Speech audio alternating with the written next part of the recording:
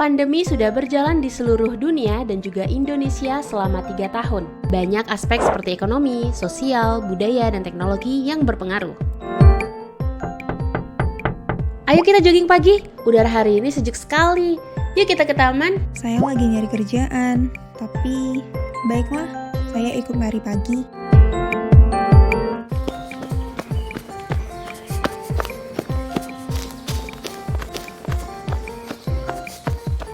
Wah, hebat ya para pedagang, sudah paham transaksi digital dan semakin maju.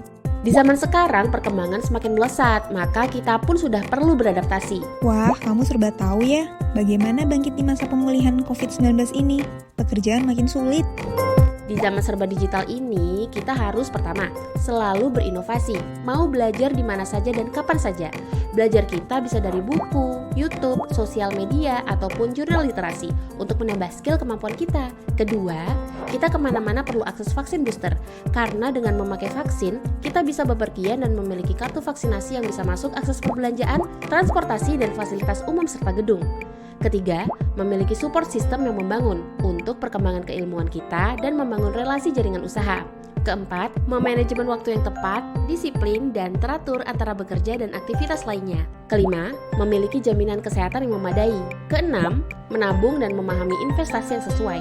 Macam-macam investasi seperti investasi tanah, rumah, investasi melalui pasar modal, ataupun melalui pembelian logam mulia. Di pasar modal, kamu bisa memanfaatkan berbagai instrumen yang secara umum mencakup saham, obligasi, sukuk, dan reksadana. Kenali beberapa produk investasi yang ditawarkan oleh pasar modal.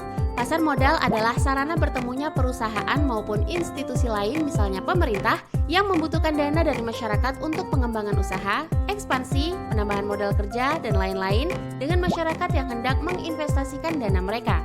Untuk mendapatkan pendanaan, perusahaan atau institusi tersebut menerbitkan saham atau surat utang, dan masyarakat pemodal atau investor yang mendanai perusahaan maupun institusi tersebut dengan membeli instrumen tersebut di pasar modal baik secara langsung maupun dalam bentuk reksadana.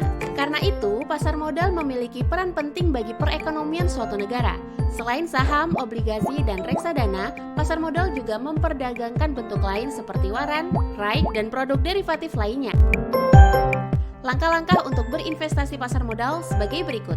Pilihan produk investasi, memulai langkah berinvestasi di pasar modal, memahami pasar modal dan produk pasar modal, memahami peran BEI dan struktur pasar modal Indonesia, memahami informasi perdagangan di bursa efek, mengenal dasar-dasar analisis efek, membuka rekening efek secara online. Setelah membekali diri dengan dasar-dasar pengetahuan pasar modal, kita segera membuat rekening efek.